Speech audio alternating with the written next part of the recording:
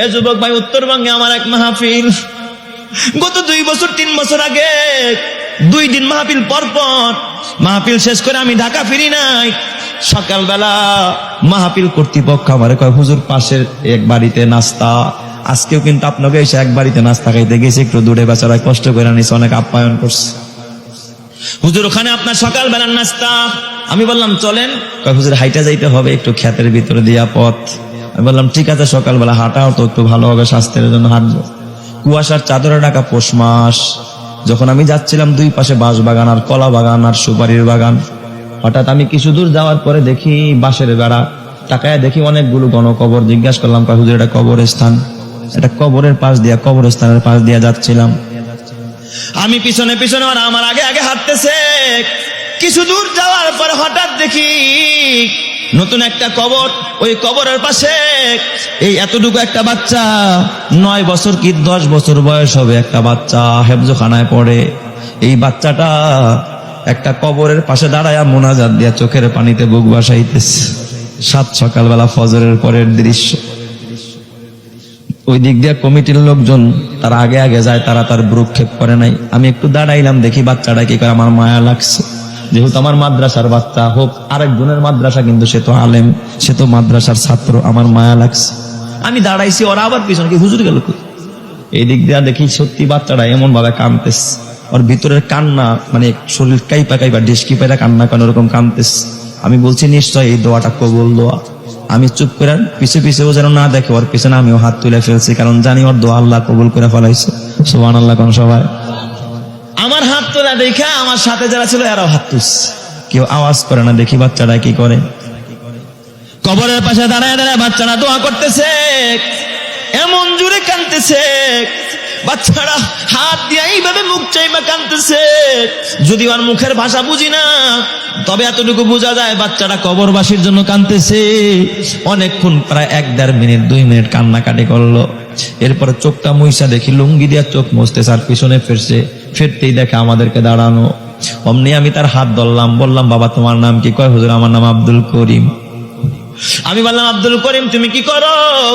কয় হুজুর আপনি যে মাদ্রাসার মাহফিল করছেন, এই মাদ্রাসা আমি নাজেরা বিভাগে পড়ি হুজুর, নাজেরা পড়ি, নাজেরা।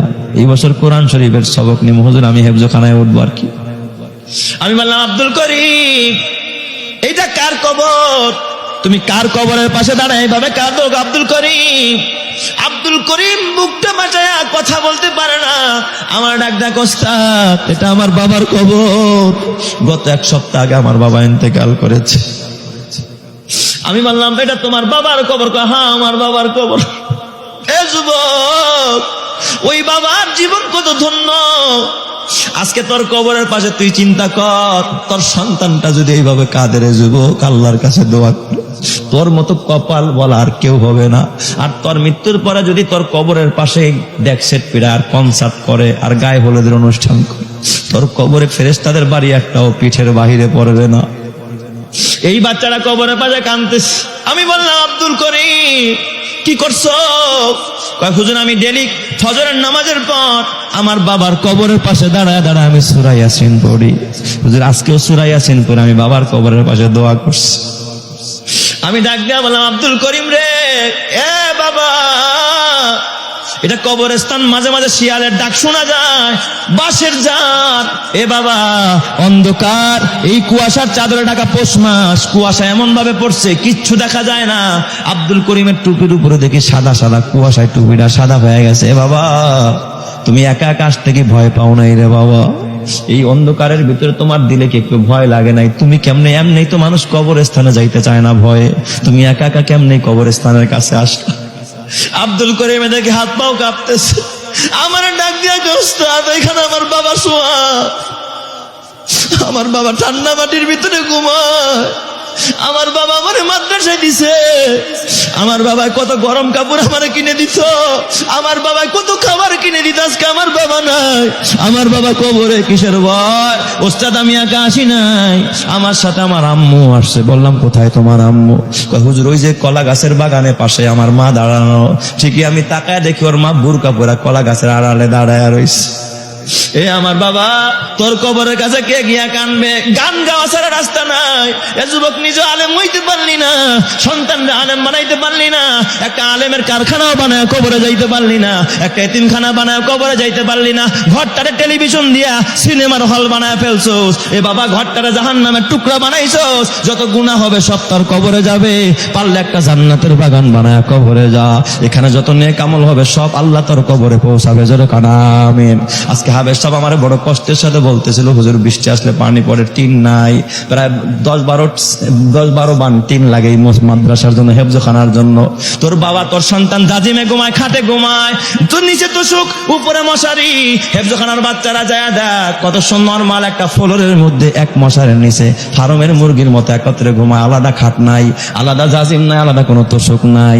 গরিব মানুষ কত কষ্ট করে পড়াশোনা করে, ওরা কোরআন পড়ে, ওদের বরকত আল্লাহ জমিনটা কাঁপায় না। তোর বাড়িতে আল্লাহ পাক আযাব গজব পাঠায় না, নাইলে তোর সন্তান যেই গুনাহ করে আযাব গজব আসার কথা ছিল। হে যুবক ভাই, আজকে ওদের জন্য ঘর না বানায়, যেই সন্তান দাঁড়ায় প্রস্রাব করে তার জন্য মোজাইক করা বাথরুম বানালি, শিকন কাঠের খাট কিনলি, তার জন্য সোফা কিনলি। করা তো দরকার ছিল এদের জন্য, এরা তোর আখিরাতে কাজে লাগবে, এরা তোর সুপারিশ করবে। এই জন্য যুবক ভাই, এখানে 10-12 বান টিন দরকার।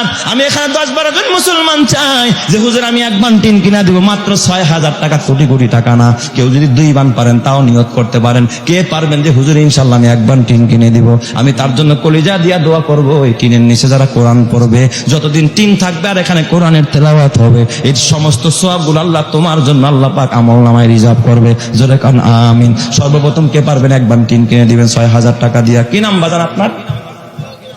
ওই ভাইয়ের নাম কি বলতেছে? নাম কি? মোহাম্মদ আতিয়ার শেখ 1 বান টিন। আপনার নাম? হ্যাঁ, কামাল শেখ 1 বান টিন। আপনার নাম? আলহাজ মোহাম্মদ শাহজাহান মিয়া 1 বান টিন। আয় আল্লাহ, আমার 3 ভাই দাঁড়া গেছে, 6,000 কইরা। আল্লাহ 3 বান টিন দিয়া দিব, আল্লাহ তুমি কবুল করে নাও। 6,000 টাকা দিব, তোমার টিন কিনা দিবে। ও মাওলা, আমার ভাইদের দান সাদকায়ে জারিয়া বানাও, কোটি টাকার মালিক বানাও।